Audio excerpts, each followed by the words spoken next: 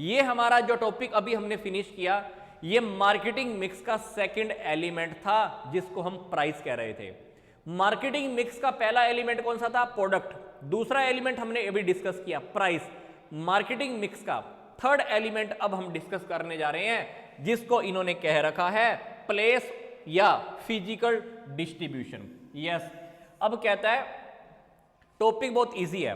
कहता है भाई आपने प्रोडक्ट बना लिया, प्रोडक्ट के अंदर क्वालिटी भी डाल ली, प्राइस भी डिसाइड कर लिया, क्या प्रोडक्ट कस्टमर तक पहुंच जाएगा? नहीं। कस्टमर तक प्रोडक्ट पहुंचाने के लिए आपको प्लेस के बारे में, फिजिकल डिस्ट्रीब्यूशन के बारे में भी डिसीजंस लेने होते हैं। इसीलिए मार्केटिंग मिक्स का ये हमारा थर्ड एलिमेंट बहुत इंपॉर्टेंट है, फिजिकल डिस्ट्रीब्यूशन या प्लेस। क्योंकि कोई भी कस्टमर आपकी फैक्ट्री पे तो आके खरीदेगा नहीं, हर कस्टमर आपकी फैक्ट्री तक पहुंचेगा नहीं, तो आपको क्या करना पड़ेगा? कस्टमर तक प्रोडक्ट को पहुंचाना पड़ेगा, वो भी टाइम पर, सही क्वांटिटी के अंदर, सही जगह पर, और वो उसको आसानी से परचेज भी कर पाए। ये सारी बातें कहां पर आती हैं? फिजिकल डिस्ट्रीब्यूशन के अंदर। अब फिजिकल डिस्ट्रीब्यूशन के अंदर अपने को दो बातें ध्यान रखनी है। पहली बात तो दो टॉपिक आएंगे इस टॉपिक के अंदर, चैनल्स ऑफ डिस्ट्रीब्यूशन, और दूसरा जो टॉपिक आएगा वो आएगा फिजिकल मूवमेंट्स ऑफ गुड्स या components of the physical distribution. मतलब हमारा जो ये टॉपिक है प्लेस या फिजिकल डिस्ट्रीब्यूशन का, इसको फर्दर इन्होंने 2 पार्ट्स में डिवाइड कर दिया है, और ये दोनों के दोनों पार्ट्स हमको बहुत इजी वे में आने वाले पार्ट्स में डिस्कस करने हैं। सबसे पहले अब हम डिस्कस कर लेते हैं चैनल्स ऑफ डिस्ट्रीब्यूशन का टॉपिक। यस, मार्केटिंग मिक्स का ये जो हमारा थर्ड एलिमेंट है प्लेस, उसके अंदर हमारा फर्स्ट पार्ट है चैनल्स ऑफ डिस्ट्रीब्यूशन। कहता है चैनल्स ऑफ डिस्ट्रीब्यूशन का रियलिटी में मीनिंग क्या है। पहले तो इसका मीनिंग अच्छे से डिस्कस कर लेते हैं। चैनल्स ऑफ डिस्ट्रीब्यूशन का मतलब है कि एक ऐसा रास्ता जिस रास्ते से आपका प्रोडक्ट कहां तक जाने वाला है? कस्टमर तक जाने वाला है, तो उस रास्ते को हमने क्या बोला? Channels of distribution. अब इस रास्ते में कौन कौन हो सकता है? होलसेलर हो सकता है, रिटेलर हो सकता है, एजेंट हो सकता है। तो अल्टीमेटली इस रास्ते में मिडल मैन या इंटरमीडिएटर्स का सबकी बात कर रहा है, तो इसके अंदर एजेंट, होलसेलर, रिटेलर बात कर रहा है। अब ये रास्ता लंबा भी हो सकता है, छोटा भी हो सकता है, ये डिपेंड करेगा आपकी सिचुएशन पर। अब आपके मन में आएगी सर ये कैसे पॉसिबल होगा? अब मान लीजिए कोई बंदा सीधा ऑनलाइन परचेज कर ले, रास्ता छोटा है, आपने कंपनी से डायरेक्ट परचेज कर लिया। अब आप गए रिटेलर से परचेज करने के लिए, रिटेलर ने किससे परचेज किया होगा? होलसेलर से। होलसेलर ने भी आगे किसी से परचेज किया होगा, उसने आगे फैक्ट्री से परचेज किया होगा, तो ये रास्ता हो गया लंबा। तो मतलब प्रोडक्ट फैक्ट्री से मान लो कस्टमर तक पहुंचा, ये रास्ता छोटा भी हो सकता है और लंबा भी हो सकता है। इस बात को हम आगे थोड़ा समझ लेते हैं। तो ये टॉपिक हम समझ में आएगा हमारा कि चैनल्स ऑफ डिस्ट्रीब्यूशन जो हमारा टॉपिक है, रास्ता हमारा लंबा है या छोटा है, कैसे? ये हमारे दो बातें हैं यहाँ पर, डायरेक्ट मेथड और इनडायरेक्ट मेथड। अब डायरेक्ट मेथड के अंदर ऐसा समझ लो कि आपने फैक्ट्री से डायरेक्ट खरीद लिया, मैन्युफैक्चरर से आपने डायरेक्ट खरीद लिया, तो इस रास्ते को हम क्या बोलेंगे? डायरेक्ट वाला मेथड, या इसको डायरेक्ट चैनल या जीरो लेवल चैनल कह लो, कि कंपनी ने सीधा किसको बेच दिया? कस्टमर को बेच दिया। तो ये वाला मेथड कौन सा हुआ? डायरेक्ट। अब इनडायरेक्ट के अंदर क्या हो सकता है? इनडायरेक्ट के अंदर अब 3 ऑप्शन आ गए। जैसे 1 लेवल चैनल है, मान लो होलसेलर ने किसको सेल किया? रिटेलर को, रिटेलर ने फिर किसको सेल कर दिया? कस्टमर को। अब 2 वे चैनल के अंदर क्या होगा? ध्यान से देखो, फैक्ट्री ने किसको सेल किया? होलसेलर को, होलसेलर ने रिटेलर को, फिर आगे गया कस्टमर को। तो ये हुआ 2 वे चैनल।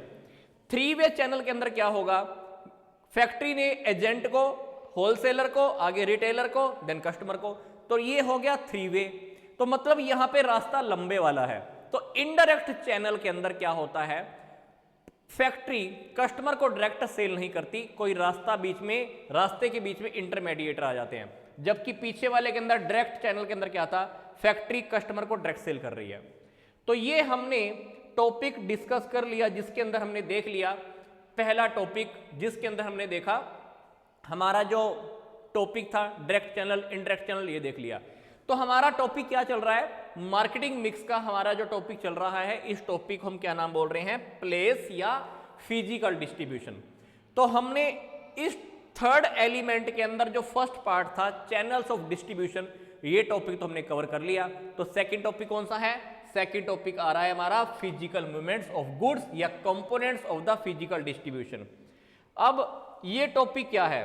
इस टॉपिक के अंदर हमने ये देखना है कि भाई हमने पीछे वाले टॉपिक में ये तो डिसाइड कर लिया कि हम प्रोडक्ट कैसे पहुंचाएंगे, होलसेलर के थ्रू, रिटेलर के थ्रू, के एजेंट के थ्रू, पर हमने ये तो डिसाइड नहीं किया ना कि रेलवे के थ्रू जाएगा, ट्रांसपोर्ट के थ्रू जाएगा, कम्युनिकेशन के थ्रू, मतलब कम्युनिकेशन का मेथड क्या होगा, व्हाटएवर जो भी बातें हैं, ये सारी बातें हमको अब यहाँ पे डिस्कस करनी है कि हमको गोडाउन का भी तो यूज करना पड़ सकता है ना, ट्रक का यूज करना पड़ सकता है, ट्रांसपोर्टेशन का यूज करना पड़ सकता है। तो ये सारी बातें, हम माल आखिर होलसेलर तक पहुंचाएंगे कैसे, क्या मेथड होगा, तो यहां पर वही बातें हमको डिस्कस करनी है। तो यहां पर अब हमको कुछ डिसीजंस डिस्कस करने हैं कि फिजिकल डिस्ट्रीब्यूशन के अंदर अब हम बात करेंगे ऑर्डर प्रोसेसिंग की, वेयर हाउसिंग की, ट्रांसपोर्टेशन की और इन्वेंट्री कंट्रोल की।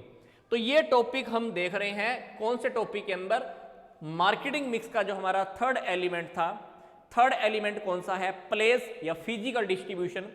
फर्स्ट टॉपिक हम पीछे कवर कर चुके हैं जिसके अंदर मैंने आपको wholesaler, retailer, direct channel, indirect channel की बात की। अब इसी प्लेस या फिजिकल डिस्ट्रीब्यूशन का दूसरा टॉपिक कौन सा है, ये फिजिकल मूवमेंट्स, कि गुड्स रियलिटी में फिजिकल मूवमेंट में आएंगी कैसे, पहुंचाएंगे कैसे। तो ये बातें यहां पर हम डिस्कस कर रहे हैं। तो ये चारों टॉपिक हमको अब डिस्कस करने हैं। कहता है कि भाई ऑर्डर प्रोसेसिंग के अंदर कहता है कि हमको एक कंपनी को ये बात बहुत ध्यान से देखनी पड़ती है कि भाई कोई भी कस्टमर अगर कंपनी को या फैक्ट्री को ऑर्डर देगा तो उसका ऑर्डर बहुत जल्दी टाइम से पूरा हो जाए। तो ऑर्डर प्रोसेसिंग की जो टेक्निक है, जो मेथड है, कंपनी को, फैक्ट्री को इजी रखना चाहिए ताकि कोई भी कस्टमर अगर कंपनी को डायरेक्ट ऑर्डर दे रहा है प्रोडक्ट परचेज करने के लिए तो वो प्रोडक्ट जल्दी से पहुंच जाए। तो इसलिए ये कह रहा है कि किसी भी, इसका ऑर्डर प्रोसेसिंग का मतलब क्या है, placing order by customer to the producer. तो इसमें क्या है कि कंपनी को देखना पड़ता है कि हमारा जो ऑर्डर प्रोसेसिंग के बाद हमको जो माल डिलीवर करना है या हमारे तक जो ऑर्डर आए वो ऑर्डर का जो मेथड है वो एक्यूरेट हो और वो काम जल्दी पूरा हो जाए, जिसकी वजह से हम कस्टमर तक टाइम पर प्रोडक्ट पहुंचा दे, वो भी अच्छी क्वांटिटी में, सही क्वांटिटी में, और उसने जो रियलिटी में जो स्पेसिफिकेशन मांगी है, उसने जिस तरह का क्वांटिटी का माल मांगा है, जिस क्वालिटी का माल मांगा है, उस क्वालिटी के अकॉर्डिंग हम सामने वाले को गुड्स सप्लाई कर दें। तो ऑर्डर प्रोसेसिंग अपने को ध्यान से देखनी है। ऑर्डर प्रोसेसिंग का मतलब सिंपल सा क्या है, एक ऐसा रास्ता जिसकी थ्रू एक कस्टमर कंपनी को या फैक्ट्री को माल मंगवाने के लिए ऑर्डर देता है। इसी तरह से हमारा सेकंड कौन सा है, ट्रांसपोर्टेशन। अरे भाई होलसेलर या रिटेलर तक माल ऐसे पहुंचा दोगे क्या, रेलवे के थ्रू, ट्रक के थ्रू, या किसी गाड़ी को बुक करोगे, या अगर आपका दूर है ज्यादा तो हो सकता है कि आप समुद्री जहाज भी बुक करो। तो ट्रांसपोर्टेशन की बात यहां पर आ रही है।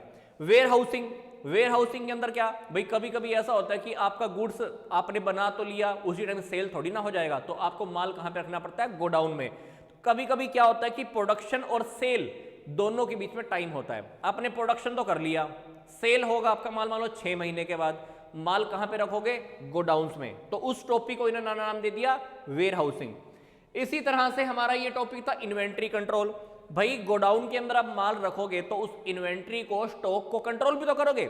अगर आपका गोडाउन के अंदर ज्यादा माल पड़ा रहा तो क्या होगा, कैपिटल के ऊपर इंटरेस्ट का लॉस होगा, माल के अंदर आपका पैसा रुक गया। और अगर इन्वेंट्री आपने बहुत कम रखी, गोडाउन के अंदर आपके पास माल ही नहीं है, तो क्या होगा, किसी कस्टमर ने आपका ऑर्डर दे दिया तो वो ऑर्डर पूरा कैसे करोगे, फिर आपकी गुडविल खराब हो जाएगी। तो हमको इस तरह से कुछ बैलेंस करना होता है कि इन्वेंट्री हमको प्रॉपर रखना होता है, ना ज्यादा हो ना कम हो। तो हमको इन्वेंट्री के ऊपर भी कंट्रोल करना होता है। इसलिए हम क्या कहते हैं कि इन्वेंट्री के हम एक बैलेंस को मेंटेन करते हैं, एक ऐसा बैलेंस मेंटेन करते हैं, एक ऐसी क्वांटिटी रख लेते हैं जिससे हम कस्टमर को भी सेटिस्फाई कर पाए और हमारा इन्वेंट्री का एक लेवल भी बना रहे और हमको नुकसान ना हो। तो यहां पर इन्वेंट्री की बात भी आ गई।